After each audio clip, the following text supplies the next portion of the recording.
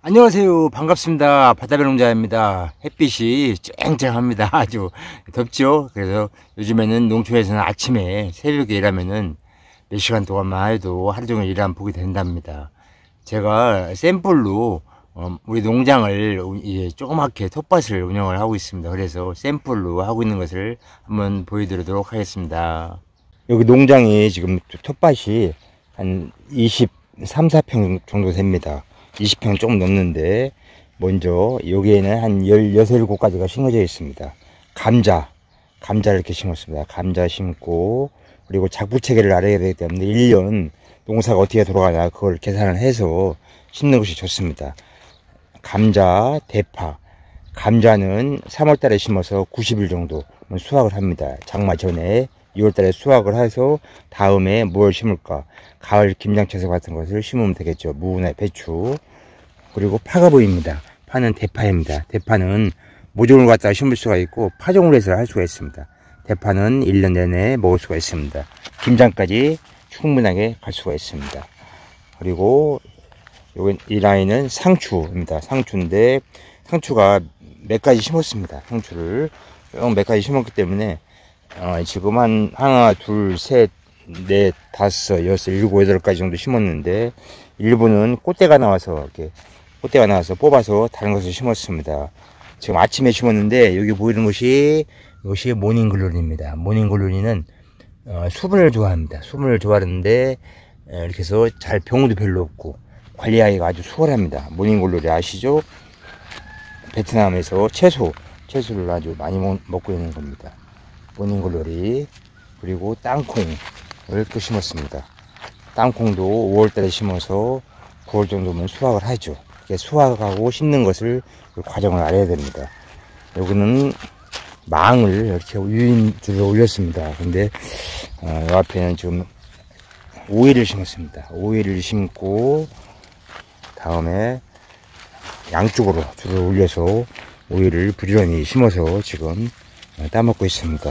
여기 지금 뜬물도 끼고 이렇게 하고 있습니다. 진딧물이라고 하죠. 꽃이 피어서 오이를 이 정도만 심으면 작은 게 아닙니다. 상당히 많은 겁니다. 고가의 원인도 있고, 그래서 고가는 가물고 물이 약하면은 이렇게 많이 걸립니다. 그래서 아이디어 농업을 해서 페트병을 이용해서 물을 수분의 증발을 막기 위해서 이렇게 해놨습니다. 그리고 옆 라인은 쑥갓은 계속 펴 먹을 수가 있죠. 지금도 꽃대가 나올 수가 있는데 계속 잘라서 먹고서 그 다음에 쑥갓은 생명력이 길지가 않습니다. 짧게 잡습니다. 여기는 방울토마토를 이렇게 심었습니다. 방울토마토가 예쁘죠? 네, 방울토마토가 이렇게 잘 크고 있습니다. 방울토마토도 몇 그루만 심으면은 충분히 섭취가 가능합니다. 그래서 야채라든가 샐러드 먹을 때 방울토마토를 먹을 수가 있습니다. 옆 라인에는 강낭콩, 울타리콩이라고 해갖고 강낭콩을 심어서 지금 잘 익고 있습니다. 이런 것은 좀 일찍 심어서 바로 수확을 보기 때문에 6월달이면 다 수확을 합니다. 그래서 다른 것을 준비를 해야 됩니다. 대망에 지금 수박이 이렇게 올라가고 있습니다. 수박 많이 올라갔죠. 네, 대단하시죠? 수박은 그물망을 이용해서 손이 좀 많이 가는데 수박이 이렇게 잘 크고 있습니다. 수박은 4, 50일 정도 애플수박입니다. 애플수박인데 이렇게 키워서 먹으면은 당도가 13에서 12브락스 올라갈 수가 있습니다. 그렇기 때문에 보통 800g에서 1kg 정도 되는 수박을 애플수박을 조그맣게 만들어냈는데 당도가 좋기 때문에 수박을 하나 자르면은 보통 6조각, 8조각이 나옵니다. 휴대품, 그러니까 어디 가서 놀러 갈 때, 여행 갈 때 휴대하기 좋고 차박이라든가 텐트 치고 잘 때, 캠프할 때 상당히 좋습니다. 수박이 많이 달렸죠? 네, 이렇게 무릉무릉하게 지금 잘 크고 있습니다. 이 정도면 한 4, 50일 정도 되면은 이게 크기 시작합니다. 심어서. 그래서 좀 손이 많이 가는데 좁은 면적. 예전에는 울타리 덩쿨성이라고 해서 바닥을 기어간다고 해서 수박 두줄기 수박으로 해서 대형 수박을 키우기도 합니다. 근데 요즘에는 애플 수박에 나가서 이렇게 예쁘게 잘 크고 있습니다. 거의 엄지손가락이 있는데 손바닥 안에 들어오죠. 좀 있으면 이제 수확을 앞두고 있습니다. 다음은 고추는 뭐 여기는 꽈리고추 같은 그런 거 반찬용으로 많이 먹기가 좋죠. 꽈리고추를 심고, 요것도 보면은 지주대를, 최신식 지주대를 이렇게 이용했습니다.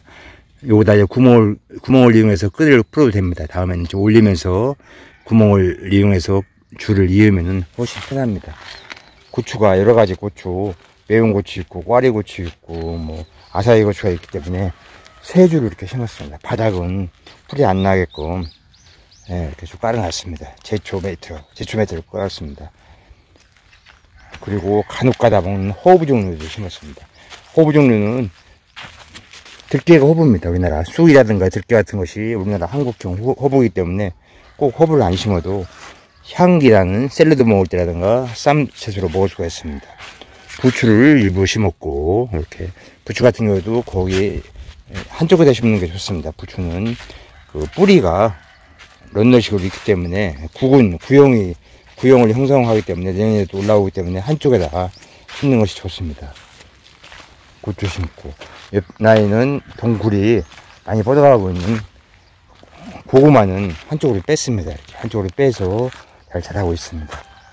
그리고 가장자리에도 삽질을 덜하기 위해서 이거 부추 같은 것도 이렇게 심어놓으면은 내년도에는 바로 올라올 수가 있기 때문에, 이렇게 해서 지금 평수가 24평 정도 되는데, 23평, 24평 되는데 여러 가지 심어서, 이 땅은 토질이 사질토입니다. 양배추도 심어 있고, 양배추는 충이 많죠. 충이 많아서 아마 약을 안 할 수가 없습니다.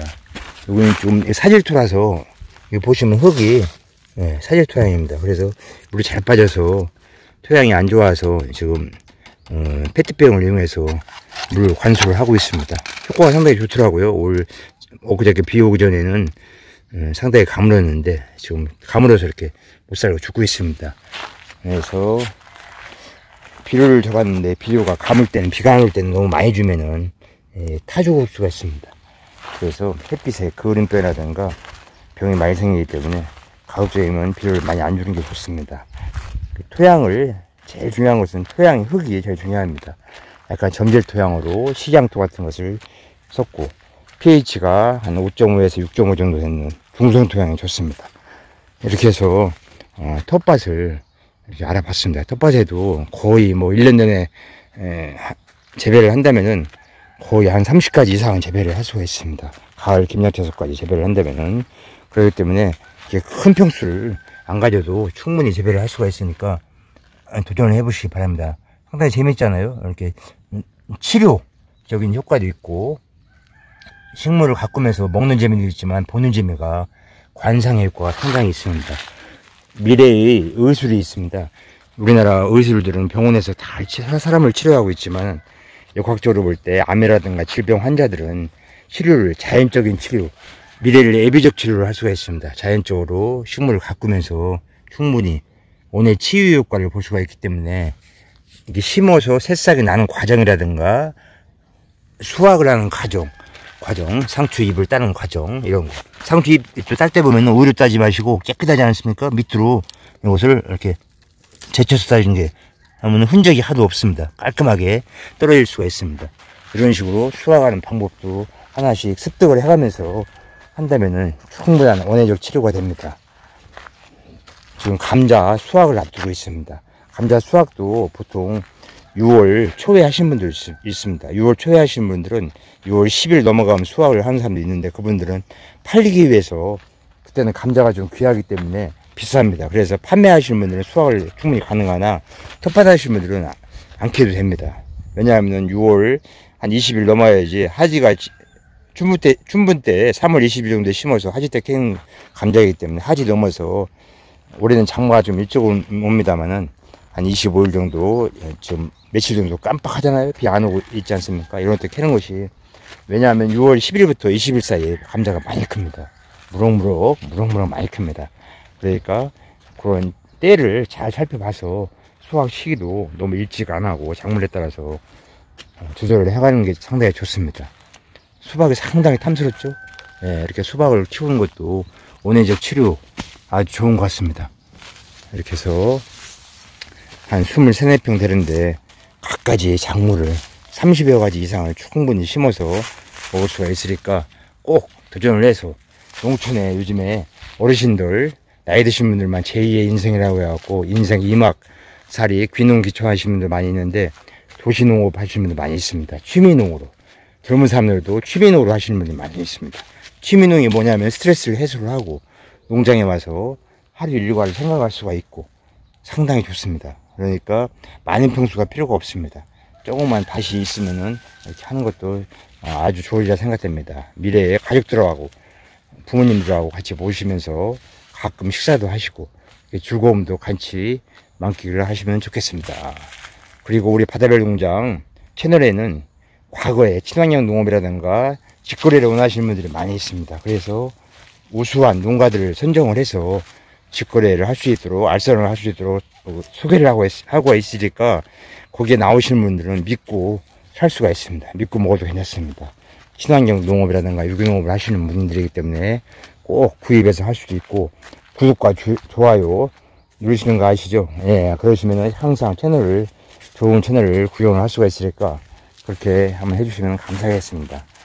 감사합니다. 항상 바다별 농장에 구독하시는 분들, 좋아요 누르시는 분들, 댓글 달아주시는 분들 감사한 표현을 하고자 합니다. 오늘도 수박 구경, 애플 수박 잘 구경하시고 좋은 하루 보내시기 바랍니다. 감사합니다. 지금까지 바다별 농장이었습니다.